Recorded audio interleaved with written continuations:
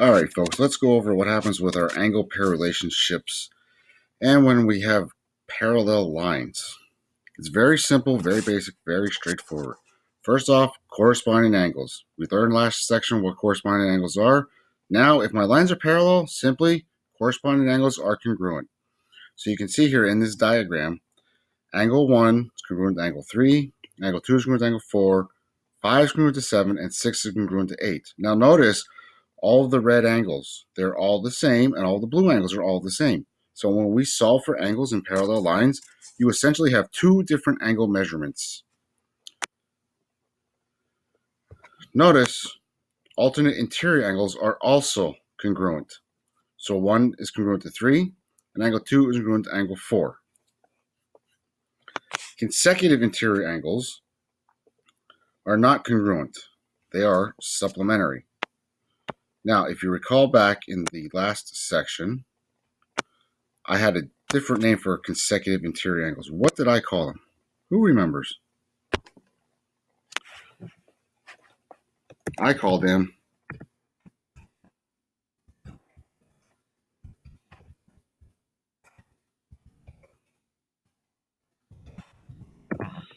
Now, why did I prefer the name same side interior angles? Because, simply put, if you have same side interior angles, they are supplementary. Look at the S's. Same side supplementary. So that's the easiest way to remember these.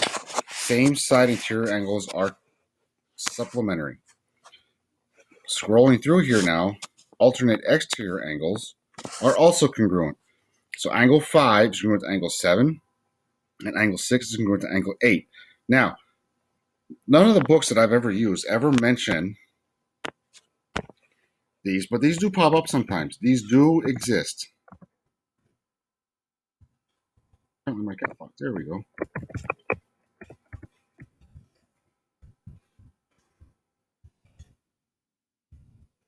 Same side exterior angles. They do exist. Not many books reference them, but same side exterior angles have the same property as same side interior. They are supplementary.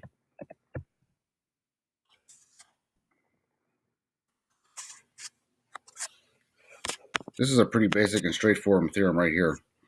If line A and line B are both parallel, as you can see, parallel, and line A is perpendicular to line T, then line B must also be perpendicular to line T. Look at the angles they have marked. Those are corresponding angles. So if they're both 90 degrees, that means they're perpendicular. Now we're going to go ahead and we're going to look at some examples. Don't worry, you get to see my beautiful face in just a few seconds here.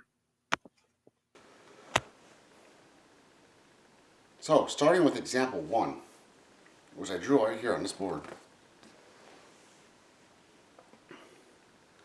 The question simply asks, what other angles are also 125 degrees?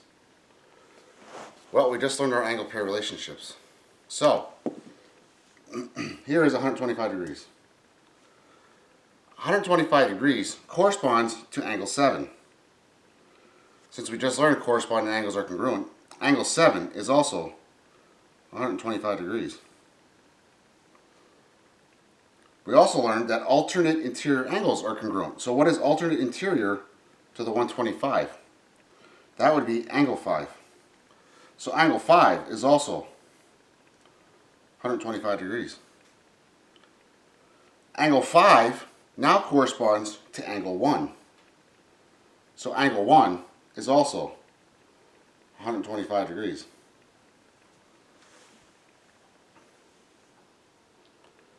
Now the question does not ask, but what would be the measure of the other 4 unknown angles?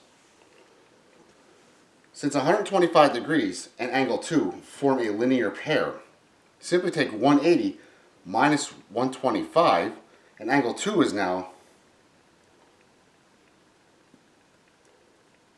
55 degrees. Angle 2 corresponds to angle 6. So angle 6 is also 55 degrees. Angle 6 is alternate interior to angle 4, so angle 4 is 55 degrees. And angle 4 corresponds to angle 8. So angle 8 is also 55 degrees. Notice when you have just two parallel lines cut by one transversal, you literally only have two different angle measures.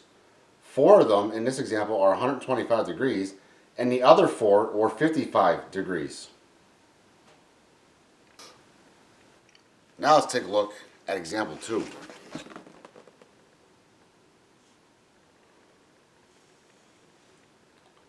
Find the value of x. Now, we can only find the value of x because of one reason. We know that line R is parallel to line S because of the arrows. So, since these lines are parallel, the first step you do is identify what kind of angles are the 113 and the 3x minus 4. What angle pair relationships are they? They are alternate exterior angles. What do we know about alternate exterior angles? They are what? Congruent. So we can set up our algebra problem. 3x minus 4 equals 113. Once again, the algebra or the geometry is done. It's a matter of solving the algebra. Add 4 to both sides. So 3x equals 117. And then divide both sides by 3. X equals 39. Now let's look at the last two problems on the bottom of the page. The first one, the sketch, looks like this. Find the values of x and y. To do this, we're going to use the angle pair relationships that we already know and move from there. For example, see where the 110 degrees is? The 110 degrees is a corresponding angle to angle x. So if this is 110 degrees, x is also 110 degrees. Now that I know x, I see that the relationship between x and y are alternate interior angles. We know that alternate interior angles are also congruent. So y is also 110 degrees.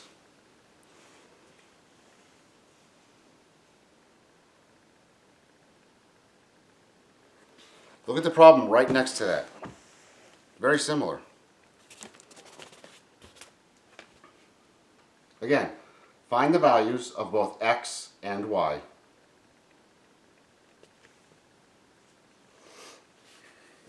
Well, once again, the 106 degrees is corresponding to angle x. So x is also 106 degrees. Now, x and y have no relationship. So let's look at y and 106 degrees. What kind of angle pairs are those? This is back from chapter 1. They are a linear pair. Together they make 180 degrees. So 180 minus 106 will get you angle y. 180 minus 106, 74. So y is 74 degrees.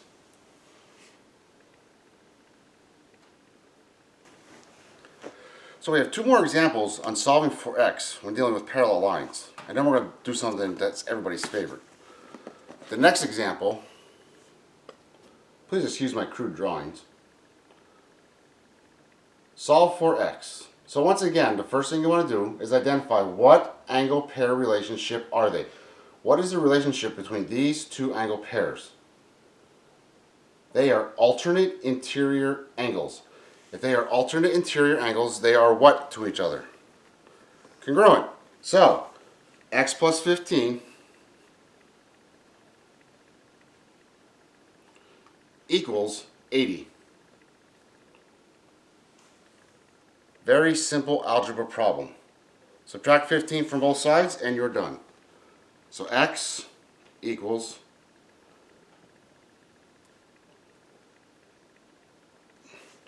65.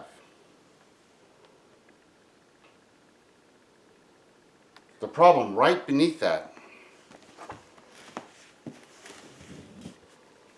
looks like this. Now again, step 1, identify the angle pair relationships. 2x degrees and 68 degrees are now consecutive interior angles. In section 3.1, I briefly stated that I don't like the name consecutive interior angles. I prefer the name same side interior angles. The reason I prefer the name same side interior angles is because it's very easy to remember which angles are congruent and which ones are supplementary. Same side interior angles are the only ones that are supplementary. So if I stick with the S's, it's very easy to distinguish between all my angle pair relationships. Same side are supplementary. So, supplementary, again, what does that mean? It means they add to 180. So 2x plus 68 equals 180.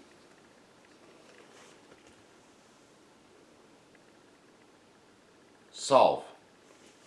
Subtract 68 from both sides. I'm left with 2x equals 112. Divide by 2. X equals 56.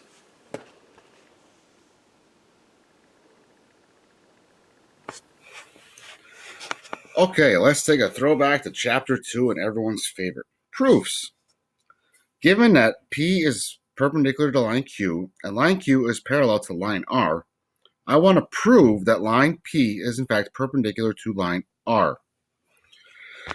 Let's take a look here. Statement 1. Right here.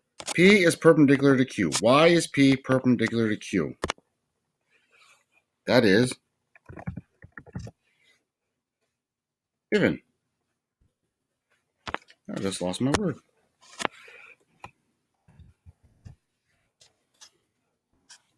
Right here, folks. P is perpendicular to Q. Now notice they didn't say Q is parallel to R, so I might use that word given again later. Statement 2. Angle 1 is a right angle. Why is angle 1 a right angle? Looking back at statement 1, I said lines were perpendicular, so therefore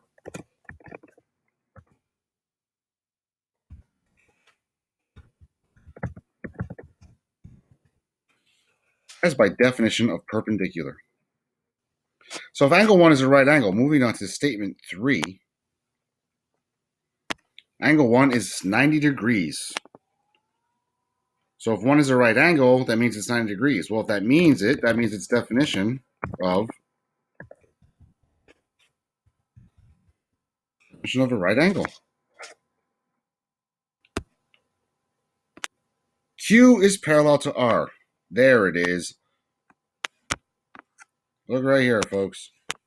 Q is parallel to R. There's my other given that we weren't told before. So I get to use that word again. If I knew how to type. Now, since I know Q is parallel to R, look at the diagram. Q is parallel to R. This is line Q, by the way.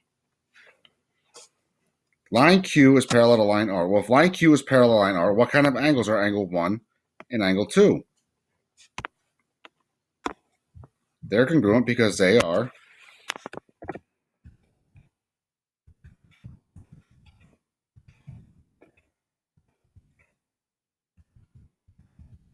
corresponding angles. If angle 1 is congruent to angle 2, that means angle 1 equals angle 2.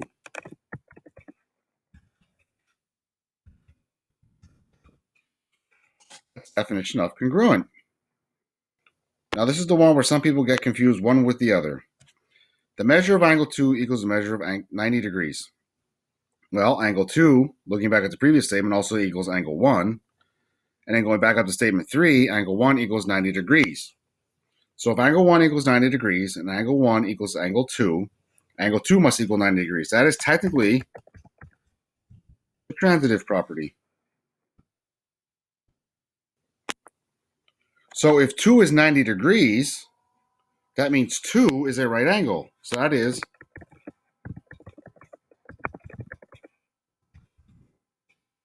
definition of a right angle. Since now angle 2 is a right angle, look where angle 2 is. If 2 is a right angle, that means line P is perpendicular to line R, and that is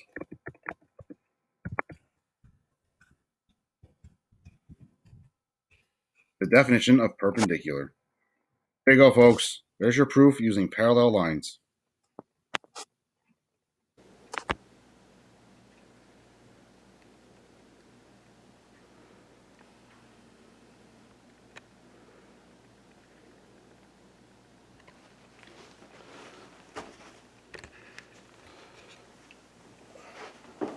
Okay, I only got a few minutes to talk about this. Lesson 3.5. I have it tied in with lesson 3.2.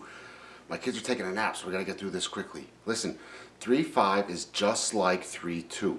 The difference, 3.2 says if the lines are parallel, solve for the variable.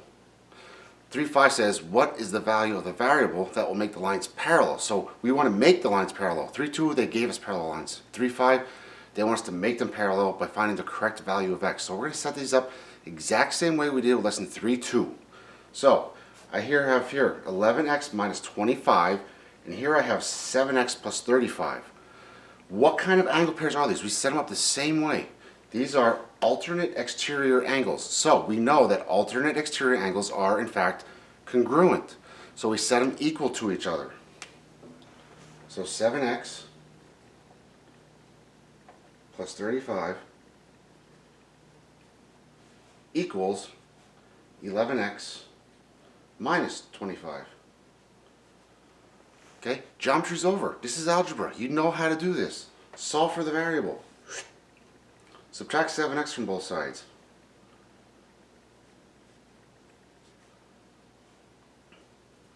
Add 25 to the other side. 35 plus 25, 60. Divide by 4.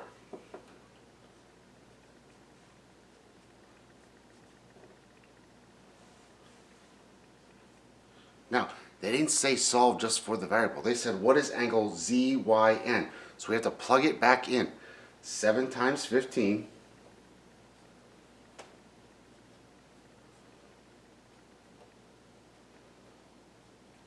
105 plus 35, and the angle comes out to,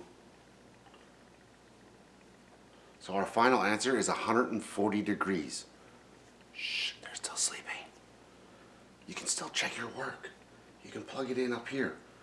You should get the same answer. 11 times 15.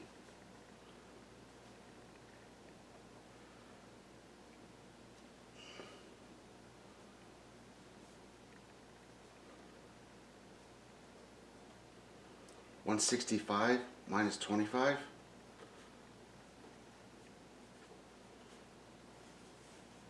140 degrees. They came out equal. We did it correct. I gotta go.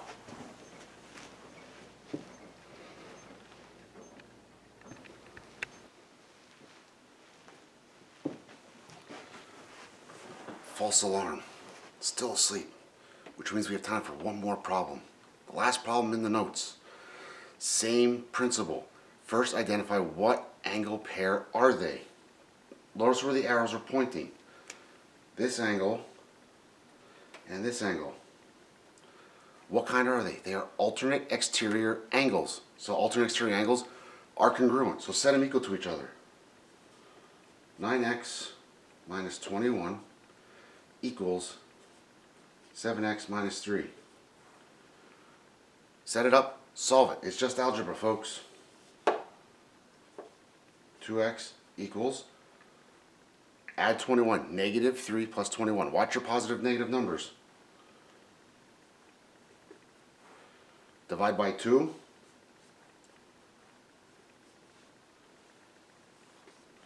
Get x equals 9. Again, you can check your work, plug it in, and see if they come out equal. It should. I know what I'm talking about. All right, nap time's over. Gotta go.